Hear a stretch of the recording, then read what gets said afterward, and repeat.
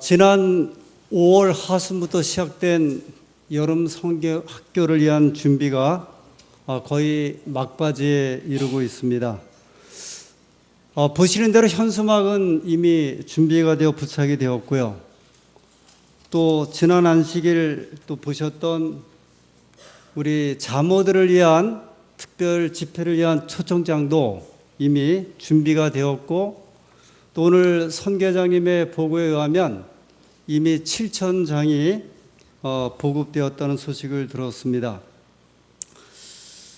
특별히 자모들을 위해서 이 비누 공예를 배우기 위해서 우리 두 집사님 또 전도사님 그리고 성경학교장 여러분들이 6번에 걸쳐서 이 죽산교회에 가서 이 천연비누 공예를 또 배웠고 또 준비 중에 있습니다.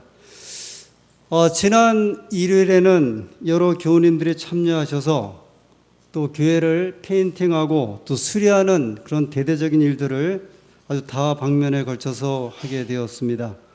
이제 전기도 수리가 있을 것이고, 또 다음 주에는 1층에 있는 어린이 교실 또 도배도 또 시작될 것입니다. 그리고 지난 안식일에는 이 350만 원을 목표로 하는 성경학교를 위한 특별 헌금을 약속을 했고, 또 지금도 진행 중에 있습니다.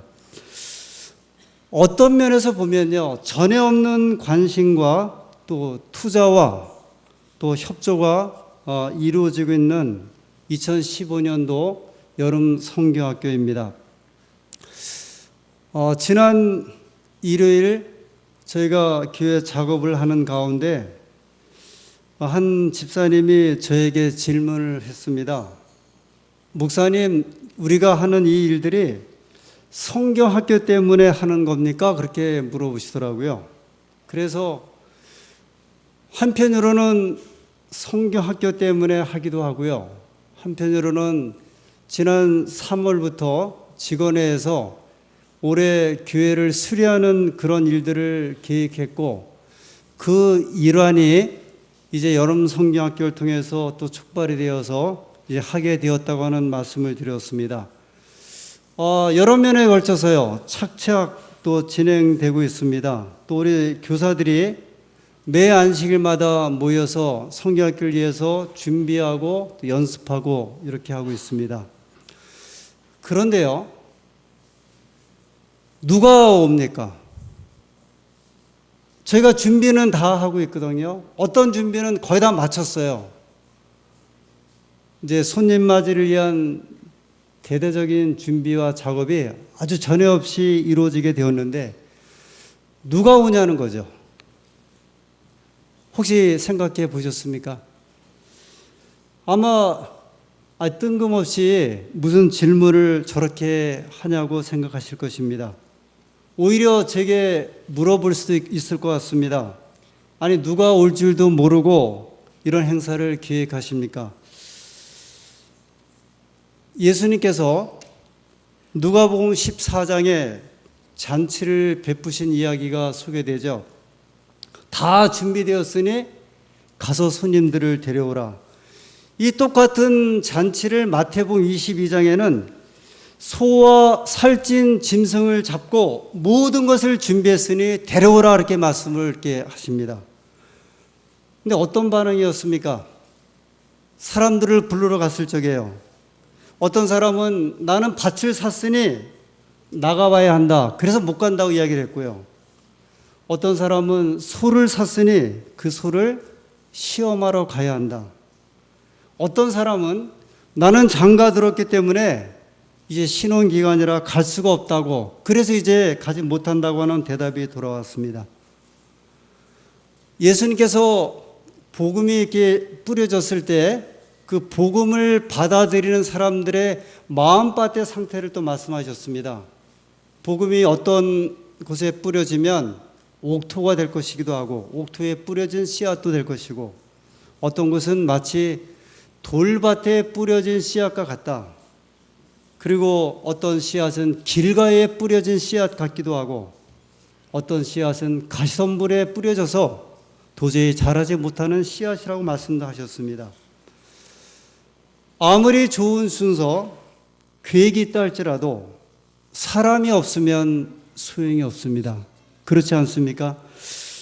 오늘 우리 안교 시간에 선교장님을 통해서 이 초청장에 대한 이야기를 들었습니다. 7,000장이 뿌려졌고 오늘 다시 이 구역발을 통해서 이것을 전달해 달라고 하는 요청을 받았습니다. 개신교를 포함해서요, 또 저희 교회에 어떻게 하면 어떤 사람이 교회로 입교하고 신앙생활을 할까? 그 동기를 이렇게 이제 조사해 보면 교회를 오게 된 동기의 약 80%가 교우님들이 전도해서 인도해서 오신 분들이에요. 그러니까 10분 중에 8분은요, 우리가 전도해서 오신 분들이 대부분 교회에 차지하고 있다고 말씀을 합니다. 스스로 등록한 사람은 10%래요.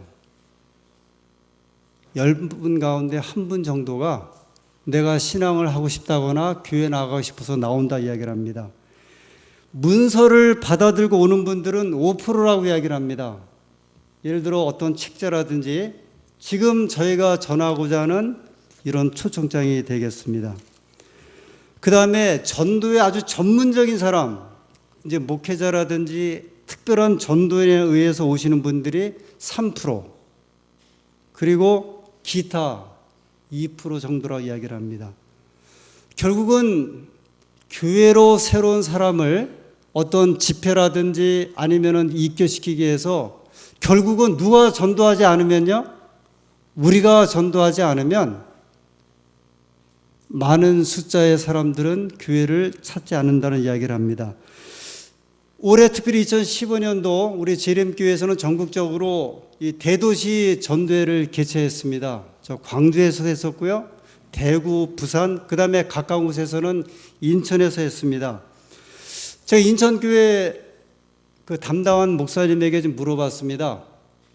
전단을 이 전도회 홍명환 목사님이 예언 전도하는데 전단을 얼마나 이제 뿌렸습니까? 그랬더니 30만 장을 뿌렸습니다. 근데 그 30만 장 가운데 이 30만 장을 뿌리고 전단을 통해서 오신 분들이 22명이라고 했습니다. 이제 통계를 쭉 뽑아 보니까요, 이 말은요, 13,636장당 한 명이 오셨다는 거예요.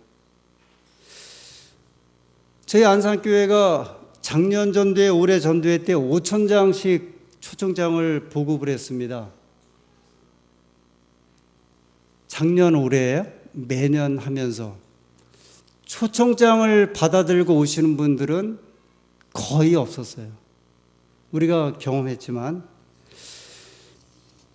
예전에는 천막 치고 전도회 하면 구름처럼 몰려왔죠. 그런 시대가 있었죠. 성경학교를 보통 교회마다 하면 거의 100여 명씩 아이들이 왔어요. 우리 다 그 경험했죠. 정말 아이들이 메어 터지도록. 근데 지금은 여름 성경학교를 해도 아이들이 오지 않으니까 교회에서, 일반 개신교회에서 하는 방법이 상품권을 줍니다. 이제 한 명당 얼마씩, 또는 롯데월드 입장권을 이렇게 선물을 한다 그래요. 그렇게 해서라도 아이들을 데려오기 위해서 어떻게 보면 모든 교회들이 좀 몸부림을 치고 있습니다. 예수님께서 잔치 초청을 말씀하시면서요, 큰 길가로 가라 그렇게 말씀하셨고, 그 다음에 또 사거리로 가라, 골목길로 가라, 그것도 안 되니까요, 저 산길로까지 가서라도 사람들을 데려오라, 그것도 안 되니까요, 강건해서 데려오라고 말씀을 하셨습니다. 근데 예수님께서 이 잔치에 대한 초청을 이렇게 말씀하시면서 왜 이런 말씀을 하셨을까? 예수님께서도 무엇인가 들으신 바가 있고 배우신 바가 있으셔서 제자들에게 이 비유를 하시면서 하늘 잔치가 벌어졌으니 너희가 사람들을 데려오라 이렇게 말씀하셨습니다. 그 사람이 누구일까요? 예수님의 초기 사역 때 예수님을 만났던 한 사람의 이야기입니다. 요한복음 1장 35절부터의 말씀입니다. 요한복음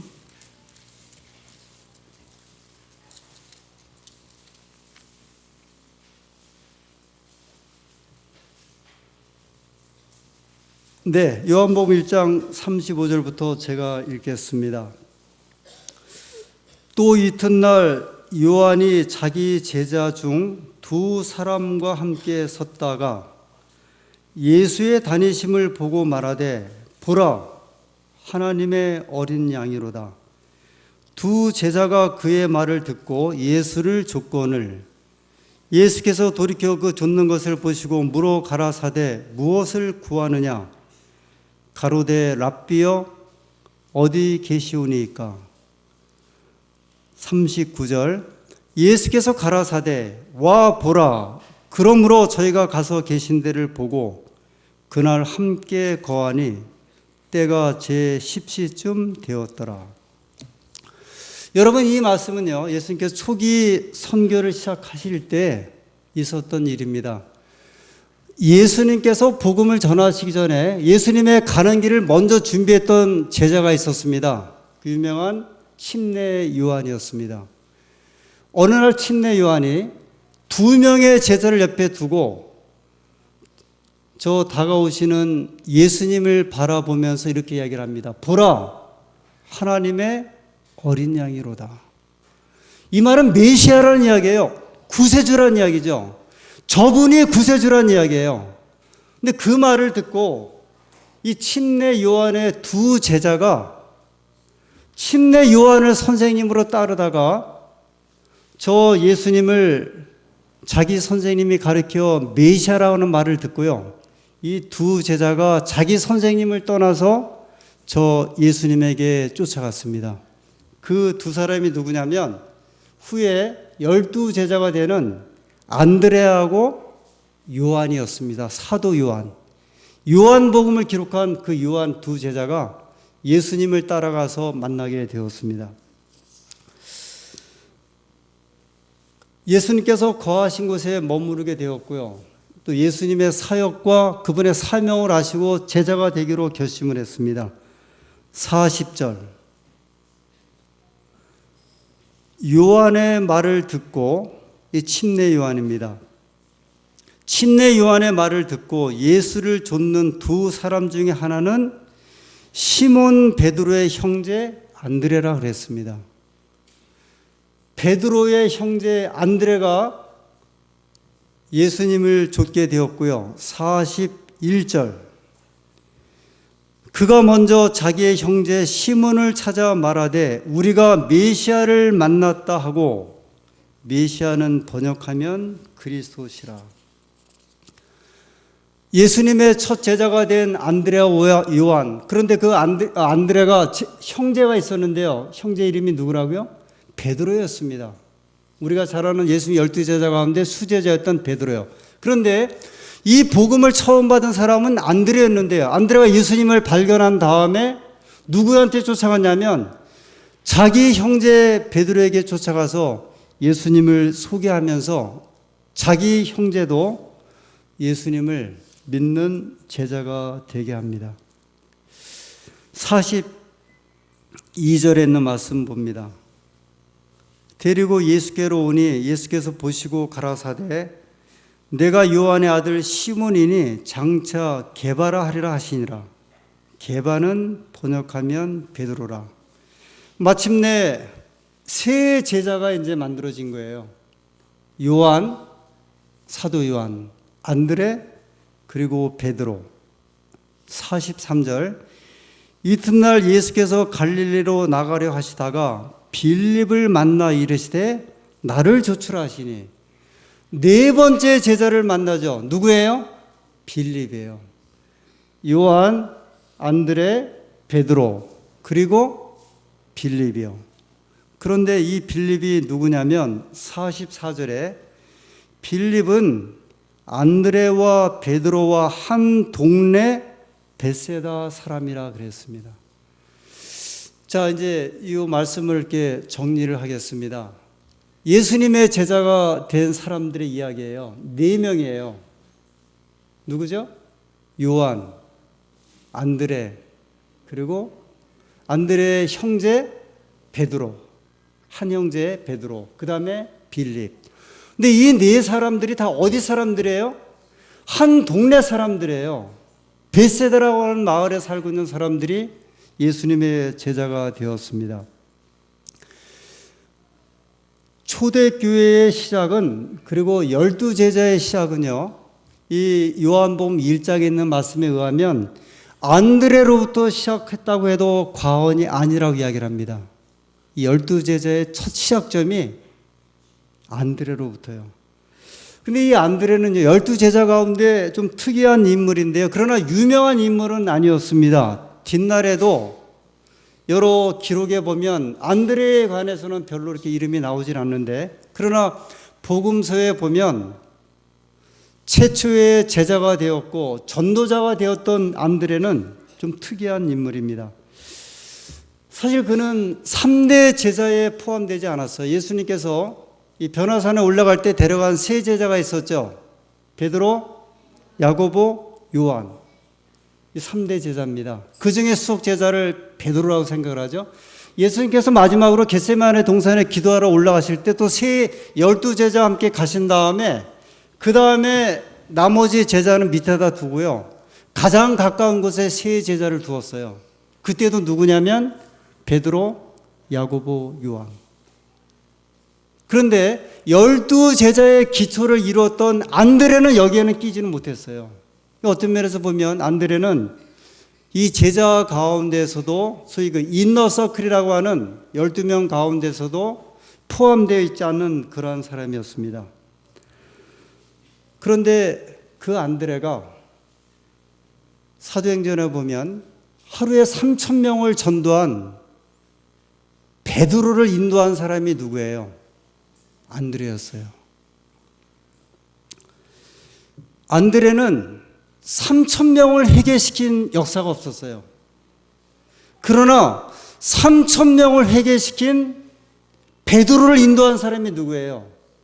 안드레예요. 안드레는 12제자 가운데 세 제자로 구분되지도 못했고요. 소위 이제 오른팔 왼팔에 포함되지 않는 제자였어요. 그러나 그 12제자 가운데 수석 제자인 자기 형제 베드로를 인도한 사람이 누구예요? 안드레예요. 만일 우리들에게 베드로 같은 전도자가 되십시오 그러면 부담스러울 수 있어요. 그죠?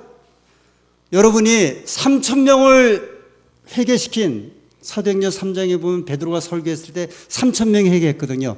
3,000명 회개시킨 베드로 같은 전도자로 데려갔을 경우에 우리가 부담스러울 수 있지만, 그러나 그 3,000명을 회개시킨 베드로를 전도했던 안드레 같은 사람이 되십시오 그러면 그거는 해볼 만한 거예요. 3,000명을 회개시키는 능력은 없지만 그 3,000명을 회개시키는 그런 일을 했던 베드로를 인도했던, 단 한 사람 베드로를 인도했던 안드레가 되십시오 그러면 여러분 이건 어떠십니까? 한번 해볼 만하지 않습니까? 이 안드레가 뒤에 5,000명을 먹이는 역사가 이루어질 때 등장을 합니다. 요한복음에 보면 해가 이렇게 넘어가자 제자들이 근심합니다. 왜냐하면 하루 종일 예수님의 말씀을 들었는데 이 5,000명의 백성들이 돌아갈 생각을 안 해요. 이들에게 뭘 먹여야 합니까? 빵을 먹여야 되거든요. 이 모습을 바라보고 빌립이, 이 네 번째 제자가 되었던 빌립이 예수님한테 이야기를 합니다. 예수님, 저 사람들을 헤아려 보니 한 5,000명인데 이것도 남자들만 5,000명. 이 계산을 해봤더니요, 몇 데나리온이 들어야겠다고요? 200데나리온이 들어야겠습니다. 200데나리온은 장정 한 사람의 1년치 봉급에 해당되는 돈이래요. 빌립은요, 5,000명을 바라보고서 무슨 생각을 했냐면, 저 사람을 내가 200달러, 남자 한 명의 1년치 봉급이 돈이 들어가는 그 빵을 어디서 사와서 어떻게 먹일까를 근심하고 절망하고 있었는데요. 그런 순간에 안드레는 뭐하고 있었냐면요, 백성들을 주목해 보다가 누구의 손에 음식이 들렸는가를 본 거예요. 그래서 누구를 데려왔어요? 어린아이를 하나 데려왔어요. 근데 이 어린아이가 어디 사람인지 아세요? 벳세다 사람 아이예요. 베세다. 왜냐하면 이 5천 명을 먹이신 기사가 어디에서 있었냐면 베세다에서 있었어요. 그 이 안드레는요, 보면 베드로처럼 수천 명을 전도하는 그런 능력자는 아니었지만 그 동네에 한 사람 한 사람을 보았던 사람이 누구였냐면 베드로예요. 심지어는 누구까지 안드레였어요. 누구까지 보았냐면 어린아이까지 본 거예요. 그 어린아이의 손에 보리떡 5개하고 물고기 2마리가 들린 것을 알고서 그 아이를 누구한테 데려왔어요? 예수님 앞에 데려왔어요. 한 사람은 절망해서 이야기를 했지만 또한 제자는요, 그 절망을 바라본 것이 아니라 사람들을 보는 가운데 그들 가운데 능력이 있을 것을 기대하게 되었습니다. 여기서 그치지 않죠. 요한복음 12장에 보면 헬라인들이 예수님을 만나러 와요. 6월절에 예수님을 만나러 와서 제일 먼저 누구에게 찾아오냐면 요한복음 12장 20절에 보면 빌립을 만나요. 한번 볼까요? 요한복음 12장.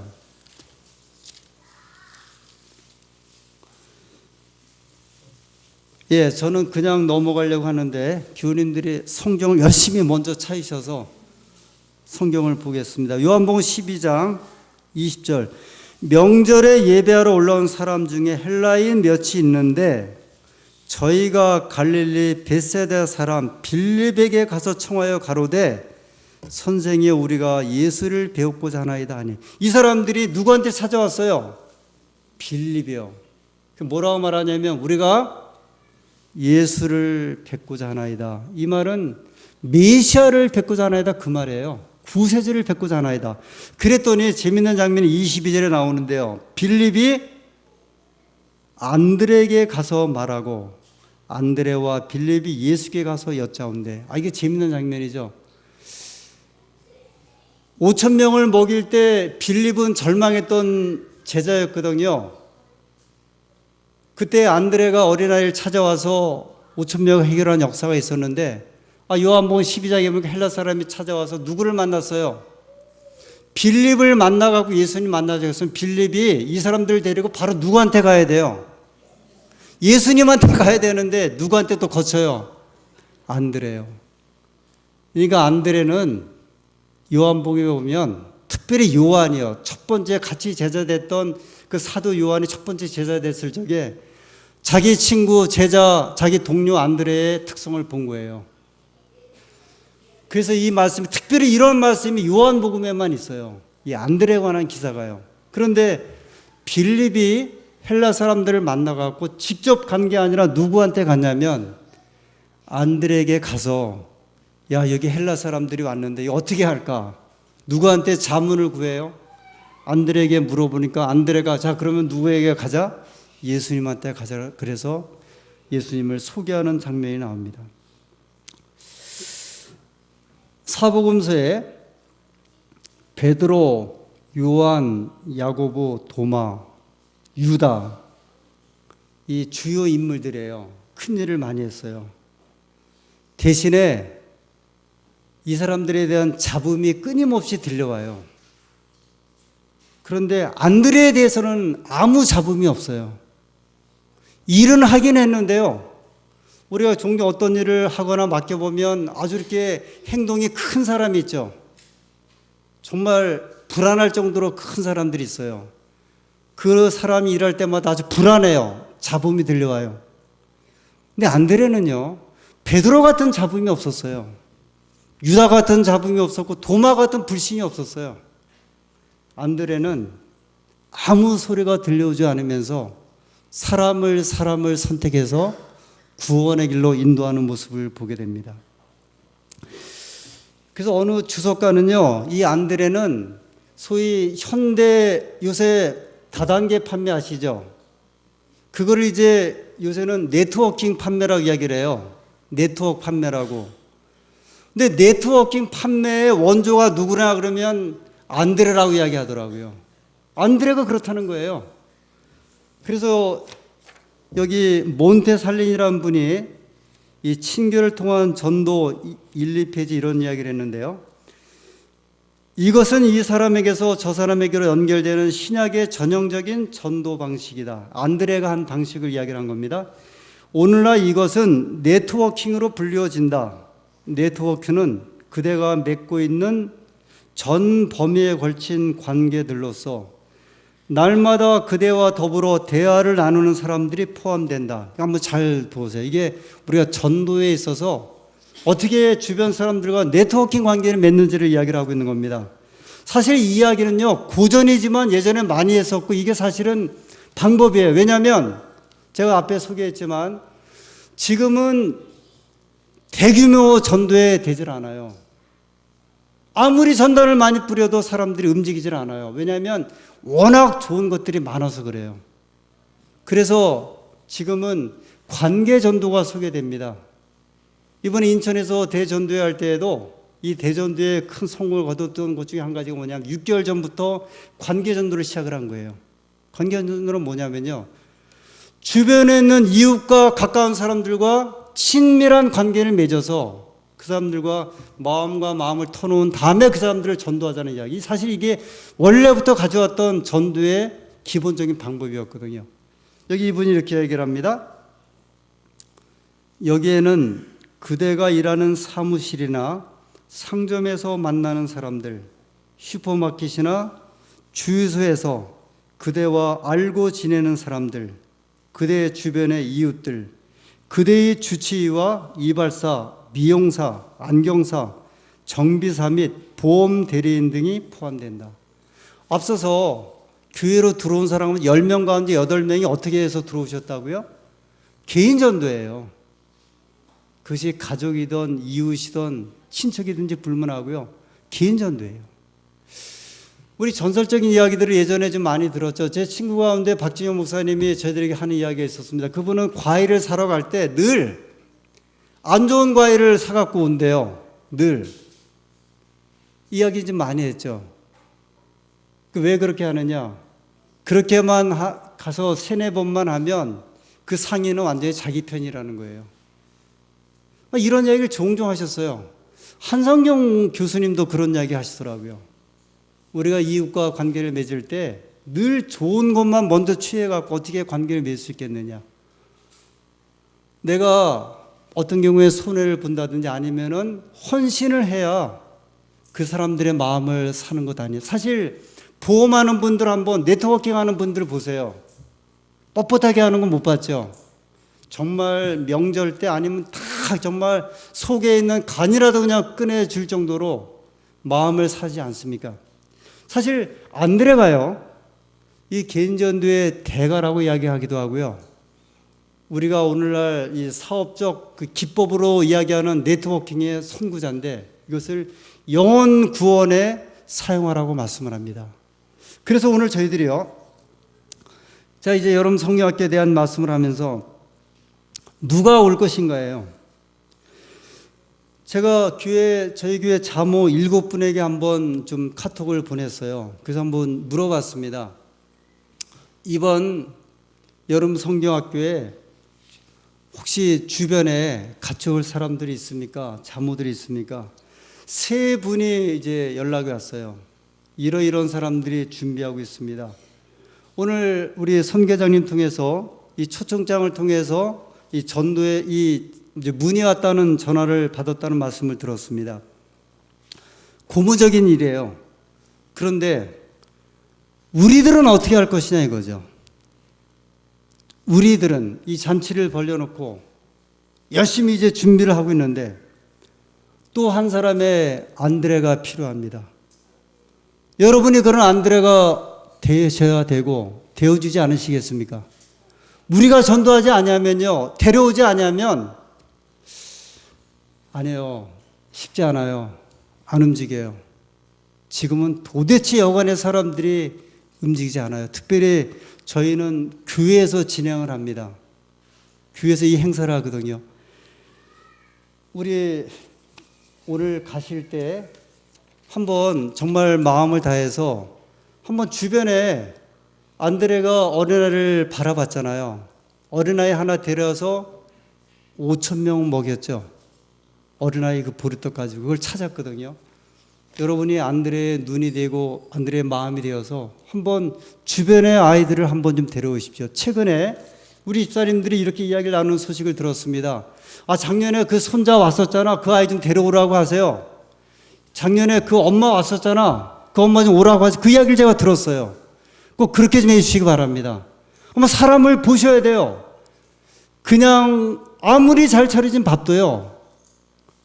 이미 예수님께서도 나중에 어떻게 했냐면 심지어는 예수님께서 다리를 저는 사람도 데려와라. 맹인도 데려와라. 말을 못하는 사람도 데려와라 할 정도로 하나님께서 아주 강건해서 말씀을 했습니다. 우리가 전에 예를 들어 전도회를 할 때에는 기본적으로 교인들이 있었어요. 뭐 가정 전도회를 해도 구도자가 오지 않아도 6, 70명 기본 교인들이 있었어요. 창조과학 전도회를 해도 기본 교인들이 있어서 그것으로 우리가 위로를 받고 또 교육받고 좋은 말씀 듣는다 생각을 했습니다. 근데 지금 저희 교회는 아이들도 없어요. 10명도 안 돼요. 그것도 아주 어린 영화로부터 시작해갖고 유치 유년반에서 2-3명밖에 안 돼요. 우리가 데려오지 아니하면 2달 동안 준비해왔던 청년 학생들 교사들이 안식일마다 또는 아주 열심히 해서 준비했던 이 모든 일들이 허지로 돌아갑니다.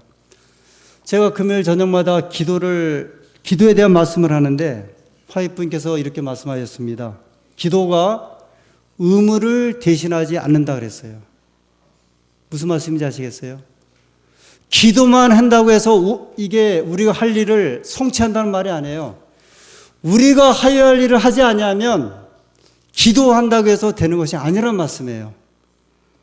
하나님의 은혜와 인도하심이 아무쪼록 안성교회 역사상 우리가 그렇게 광범위하게 또 전심을 다해서 전 교우님들이 협력해서 하는 이런 전도회.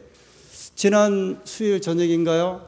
이 여름 장마 붕괴 때문에 중부 지역에 있는 목사님들이 오셨는데 한 젊은 목사님이 저희 성교학교 헌금 그 액수를 이렇게 보고 나가면서 이거 목사님 성교학교를 위해서 이렇게 350만 원씩 하는 교회를 제가 처음 봤다 할 정도로 물론 이제 저희보다 작은 교회니까 감탄해서 가셨어요. 저희가 최선을 다하고 있거든요. 준비하고 있거든요. 이 일을 위해서 하나님의 은혜와 역사하심이 있기를 간절히 소원하고 교우님들에게 다시 한번 부탁을 드립니다.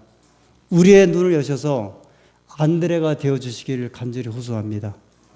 주변에 한번 젊은 엄마들 한번 보시고요. 아이들 보시고 정말 위에서 기도하시고 관심을 베풀어 주신 다음에 7월 18일부터 시작되는 이 말씀의 잔치와 아이들을 위한 잔치와 자모들을 위한 잔치에 하나님의 역사하심을 경험케 하시기를 우리의 눈으로 보기를 소원하면서 오늘 말씀을 마치겠습니다.